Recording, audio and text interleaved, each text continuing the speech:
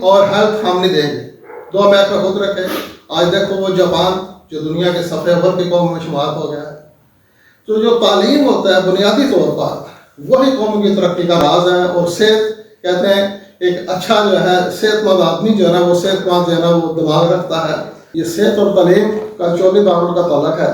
اب چونکہ پاکستان میں ہمارے کچھ حالات ایسے ہیں، ہندوستان جیسے بڑے ملک کے ساتھ ہمارا تنازع کشمیر پیدا ہو گیا، جنگ و جدل میں چلے گئے، تعلیم جو ہماری ہے وہ سیکنڈری اسٹیج پہ چلی گئی، حکمرانوں کی دلچسپی اس میں نہ رہی۔ تو اب اگر فوری طور ہم کہتے ہیں کہ اگر طبقاتی نظام کو ختم کر سکیں یہ ناممکن ہے، البتہ بتدریج اس کو ختم کیا جا سکتا ہے۔ یہ چھوٹی سی مثال دیتا ہوں، جب ہماری یونیورسٹی یا گجرات قائم ہونے لگی 2004 میں، تو ہمارے وائس چانسلر ڈاکٹر نظام الدین یہاں تشریف لائے، میں بھی اس وقت سائنس کالج میں تھا، یہ ہمارا کانسٹیٹیوٹ کالج بنا۔